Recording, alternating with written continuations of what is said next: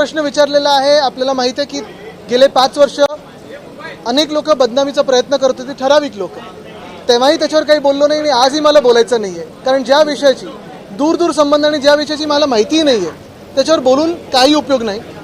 पण आज आपल्या समोर एक महत्त्वाचा विषय आणतो मी। आज जो हाऊसमध्ये मी विषय मांडला तो म्हणजे सगळे जे ससून डॉकच्या परिसरात अनेक आपले कोळी बांधव आहेत, मत्स्य व्यवसाय करणारे, पॅकेजिंग असेल, फ्रीजिंग असेल, ह्या सगळे इंडस्ट्रीमधले लोक आहेत। त्यांना कुठे ना कुठेतरी MBPT कडून एविक्शन नोटीस आलेली आहे। तसं पाहायला गेलं तर हा वाद MBPT आणि MFDC मध्ये म्हणजे महाराष्ट्र फिशरीज डेव्हलपमेंट कॉर्पोरेशनमध्ये केंद्र सरकार आणि राज्य सरकारमध्ये वाद आहे। पण ह्या वादामुळे आपले कोळी बांधव आणि मग अनेक तिथे लोक आहेत जे मराठी अमराठी असतील पण महाराष्ट्रात असतील, मुंबईत असतील, जे इथे असून हा व्यवसाय करत आहेत आणि रेव्हेन्यू हा मुंबईला मिळत आहे, महाराष्ट्राला मिळत आहे, त्यांना त्या जागेतून काढण्याचा प्रयत्न आता MBPT कडून होत आहे। आंदोलन सुरू आहे, सगळे ते रस्त्यावर आलेले आहेत। पण आम्ही हाच प्रयत्न करतोय की सरकारने, राज्य सरकारने ह्याच्यात येऊन हस्तक्षेप करून जे कोळी बांधव तिथून ज्यांना काढण्याचा प्रयत्न केला जातो सगळ्यांना तिथे न्याय द्यावा, ही आमची मागणी आहे। साहेब, पुण्यामध्ये आम्हाला पुन्हा एकदा दिशा सालियन प्रकरणात थोडं स्पष्टीकरण हवं आहे। खरं तर SITने तो अहवाल जाहीर केलेला बघा, आहे। मी त्यावेळी पण सांगितलं होतं की ज्या विषयाशी संबंध नाही त्याच्यावर मी बोलत नाही आणि अजूनही मी तुम्हाला सांगतो, आज देखील माझी भूमिका हीच आहे की ज्या विषयाची माहिती नाही आणि संबंधच नाही त्याच्यावर कशाला बोलू। आपल्याकडनं हायकोर्टात एक याचिका दाखल करण्यात आलेली आहे, तो गुन्हा मध्ये आपलं म्हणणं ऐकून घेण्यासाठी घरात घुसून एका तरुणीवर बलात्कार केला तर राज्याची कायदा सुव्यवस्था, ही गोष्ट धक्कादायक आहे। सकाळी मी देखील आपण वाचलं कारण डिलिव्हरी बॉयने एका मला वाटतं घरात घुसून बलात्कार करण्याचा प्रयत्न केला की केला बलात्कार, हे दुर्दैवी आहे। पण तेवढंच राज्यात काय चाललंय ह्याचं हे एक उदाहरण आहे। साधारणपणे आपण पाहतोय अनेक ठिकाणी असे गुन्हे नोंदवले जातात, काही ठिकाणी नोंदवली जात नसतील, माहीत नाही मला, पण ह्याच्यावर कडक कारवाई ही जी अपेक्षित आहे ती बघायला मिळाली पाहिजे आणि ही आमची मागणी आहे।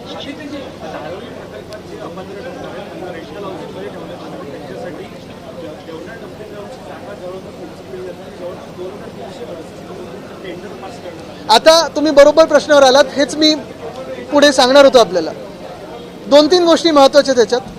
धारावीमध्ये आपण पाहिलं असेल पहिली यादीमध्येच 80%हून जास्ती लोक अपात्र केली।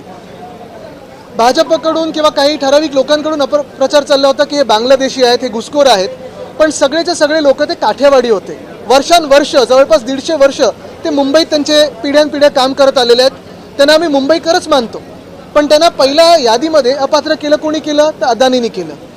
आता अपात्र लोकांना म्हणजे 2011च्या नंतरच्या लोकांना अदानीकडूनच घरं विकत घ्यायला लागणार आहेत। पण 2000 साल ते 2011 साल ह्यामध्ये जी लोक त्यांच्याप्रमाणे अपात्र आहेत त्या लोकांना ते देवनारच्या डम्पिंग ग्राउंडवर देऊन बसवणार आहेत, कचरा कुंडीवर जाऊन बसवणार आहेत। एकतर असं खरोखर होऊ शकतं का की देवनारचं डम्पिंग ग्राउंड असेल किंवा कुठचंही डम्पिंग ग्राउंड असेल, तुम्ही त्याच्यावर लगेच लोकांना बसवू शकता का? दुसरी गोष्ट म्हणजे हे देवनार डम्पिंग ग्राउंड मुंबई महानगरपालिकेकडून ढापून घेतल्यानंतर आपल्याला आठवत असेल मी पत्रकार परिषद घेतली होती आणि सांगितलं होतं की आता कचरा कर म्हणजेच अदानी कर हा मुंबईवर लादला जाणार आहे। माझी माहिती ही आहे की ज्या कंपनीला, कारण एकनाथ शिंदे, भ्रष्टनाथ शिंदे दुसऱ्या 2 कंपन्यांना, ज्या 2 कंपन्या, एक चेन्नईची एक हैदराबादची कंपनी आहे, त्यांना मदत करण्याचा प्रयत्न करत होते। सरकार बदललं आणि आता ज्या कंपनीला हे टेंडर मिळालेलं आहे ती कंपनी देखील अदानी समूहाचीच आहे, ही माझ्याकडे माहिती आलेली आहे। म्हणजे एका बाजूला धारावीच्या नावावर, पुनर्विकासाच्या नावावर लाखो लोकांना तुम्ही बेघर करणार, मुंबईतले हजारो एकर जमिनी तुम्ही घशात घालणार, आणि तिसऱ्या बाजूला मुंबईकरांवर अदानी कर म्हणजेच कचरा कर लावून तो जो कचरा आहे जो त्यांनी स्वतःच्या खर्चाने स्वच्छ केलं पाहिजे, कारण जागा ढापलेली आहे, त्या कचरा साफ करण्यासाठी पण तुम्ही मुंबईचेच पैसे घेणार आहात, मुंबई महानगरपालिकेचे पैसे लुटणार आहात। हे नक्की जे साठलोट आहे ते आम्ही आज एक्सपोज करत आहोत। सुधीर मुनगंटीवार यांनी प्रश्न उपस्थित केला की कामकाजाची पत्रिका इंग्रजीमध्ये का छापली गेली, मराठी भाषेला अभिजात भाषेचा दर्जा मिळालेला असताना कामकाजाची पत्रिका इंग्रजी। मुनगंटीवार साहेब खूप प्रश्न उपस्थित करत आहेत। काल पण आपण पाहिलं असेल आम्ही अनेक विषयांवर काही ठिकाणी आत एकमत व्यक्त केलेलं आहे आणि काल मायनिंगचा विषय असेल किंवा अनेक विषय असतील, पण मला वाटतं ही कामकाजाची पत्रिका दोन्ही भाषेत येते। पण चांगलं आहे, जर ते भाजपकडून असा एक आवाज येत असेल तर आम्ही स्वागत करतो आणि आमची हीच अपेक्षा होती की जो आमचा मोर्चा होणार होता असे महाराष्ट्रातले काही लोक, भाजपमधले महाराष्ट्रप्रेमी लोक जर असतील तर तर त्यांनी सोबत यावं. अजूनही रेशन कार्ड आणि त्याच्याकडे आधार कार्ड वगैरे कशाचं? काठियावाडकडे अजूनही रेशन कार्ड नाही आहे. मला तुम्ही सांगा, ज्या धारावीसाठी आपण पुनर्विकासाचा प्रयत्न करत आहोत, अनेक लोक तिथे, तुम्हाला 2000 सालापूर्वीचे दाखले मिळणार आहेत का खरोखर? आमच्याकडे तरी असे दाखले कधी असतील का? काही आणि आपण ज्या परिस्थितीत तो पुनर्विकास करत आहोत त्या परिस्थितीचा पूर्ण विचार करून हा पुनर्विकास झाला पाहिजे. ठाणे महानगरपालिकेच्या निवडणुकीत एका व्यापाराला आहे ते काय हिरा रोडमध्ये एका व्यापाराला आहे ते मनसेकडून मारहाण झालेली आहे आणि याच मारहाणीबद्दल आता आवाज आहे तो उठवला. एक मिनिट, तुम्ही जे विषय घेतलेला आहात हा फार महत्त्वाचा आहे. एक महत्त्वाचं आहे, मी पण थोडी माहिती घेण्याचा प्रयत्न केला. मी आमचे राजन विचारे साहेब आहेत त्यांच्याशी पण बोललो आत्ता. ही जी बाचाबाची किंवा मारामारी किंवा हात उचलणं झालेला आहे, हा वाद मराठी अमराठी नाही आहे, हा कुठच्याही भाषेचा वाद नाही आहे. तो व्यापारी जो होता त्यांनी कोणावर तरी दादागिरी करण्याचा प्रयत्न केला, त्यांनी देखील हात उचलला. जो दुसरा विषय जो राजन विचारे साहेबांचा एक व्हिडिओ आलेला आहे, त्यांनी तिकडच्या एका स्थानिक व्यक्तीला, जो आमचा पदाधिकारी आहे, 5-6 लोकांनी त्याला फोन चार्जिंगवरनं मारहाण झाली, ती पोलीस कंप्लेंट झाली आणि त्याच्यावरनं ही बाचाबाची झालेली आहे. कुठेही मराठी अमराठीचा वाद नाही आहे. आणि मी हे पहिलं पण स्पष्ट केलेलं आहे की आमची स्पष्टपणे भूमिका हीच आहे की अनेक लोक आज पण महाराष्ट्रात येतात, जे काल परवाकडे आले आहेत, 6 महिन्यापूर्वी आलेले आहेत, ज्यांना मराठी भाषा येत नसेल, त्याच्या विरुद्ध काही भूमिका नाही आहे. पण हिंदी सक्तीच्या विरोधात आम्ही लढत आहोत आणि त्याच्या विरोधात आम्ही लढत राहू. मराठीचा अभिमान आणि प्रत्येक राज्यामध्ये त्या मातृभाषेचा अभिमान, स्वाभिमान राखला गेलाच पाहिजे. कोणी त्याचा अपमान करू नये. पण त्याच बाजूला वर्षानुवर्ष जे लोक आमच्यात राहत आलेले आहेत तेही मुंबई प्रेमी आहेत, महाराष्ट्र प्रेमी आहेत.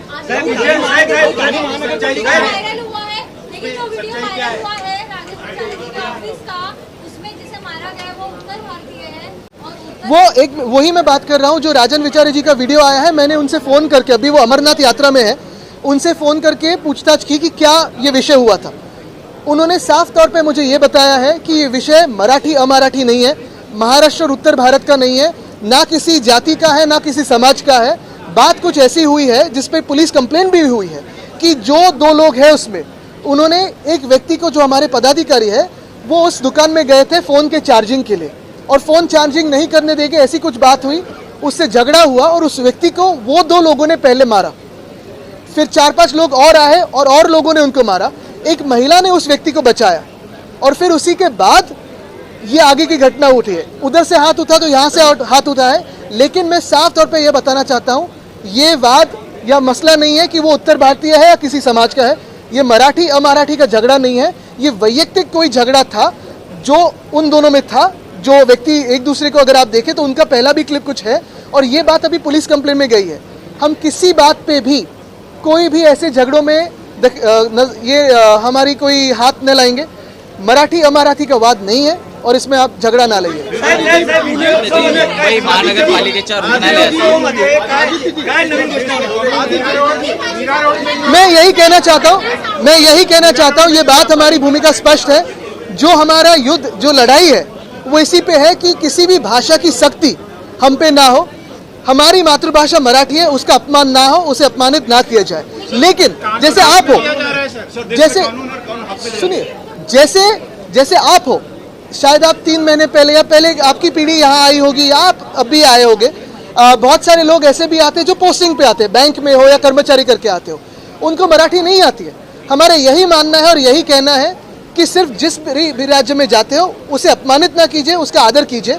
और आगे जाते हुए हमारा यही कहना होगा कि कोई भी कानून अपने हाथ में ना ले, लेकिन अगर कोई कानून दूसरी तरफ से भी कानून हाथ में लेता है या मराठी का अपमान करता है, महाराष्ट्र का अपमान करता है, तो फिर बातें आगे बढ़ सकती है. मुंबई महानगरपालिकेच्या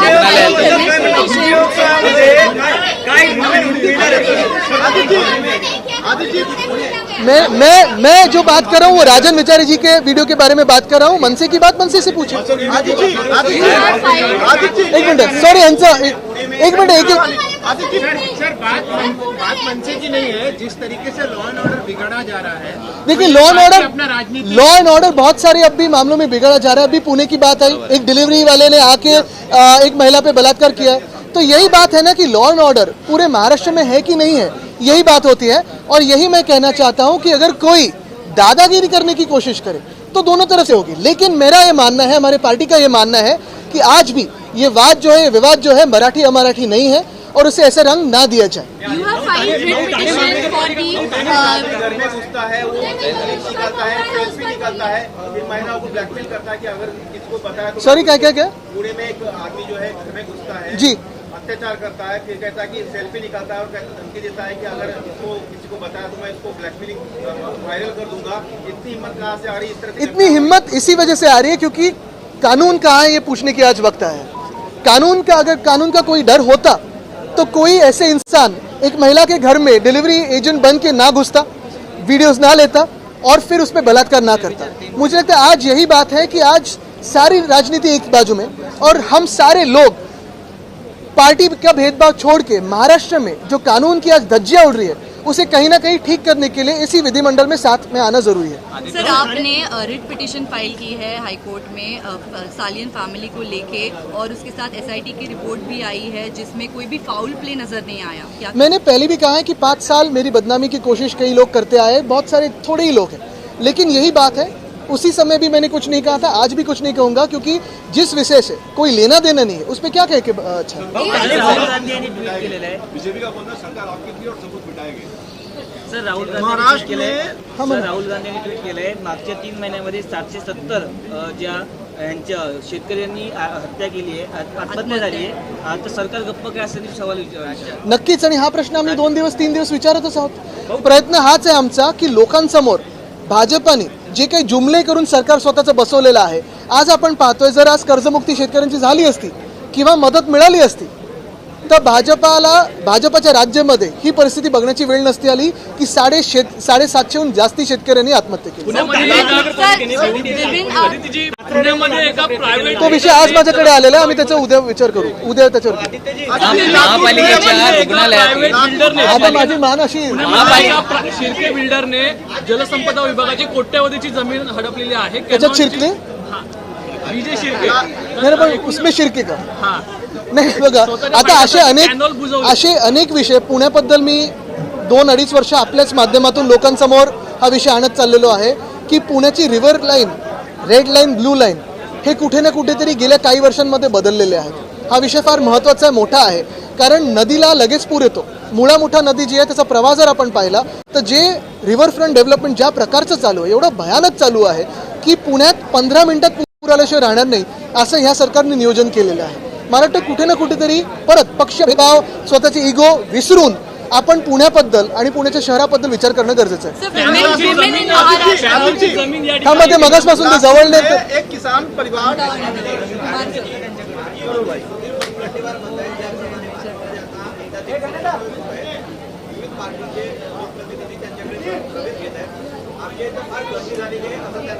गर्दी नक्कीच झालेली आहे आणि दुसरा प्रश्न हा आहे की खरोखर जसं मुनगंटीवार साहेब आहेत की अनेक असे लोक आहेत ज्यांनी भाजपसाठी गेली 25, 30, 40 वर्ष काम केलं, मेहनत केली, पक्षप्रचार केला, सत्ता नसताना आंदोलन केली, सत्ता नसताना मेहनत केली, पक्षात एकनिष्ठ होऊन राहिले, त्यांना मग जेव्हा डावललं जातं तेव्हा हाच प्रश्न येतो की संघाचे कार्यकर्ते असतील किंवा भाजपचे कार्यकर्ते असतील जी ओरिजिनल भाजप आहे, जी 18-19 नंतरचे इम्पोर्टेड नाही, ते मग त्यांच्यासाठी हे सरकार म्हणजे काय नेमकं? साहेब एक रुग्णालयात तोप देणार मनसे कार्यकर्ते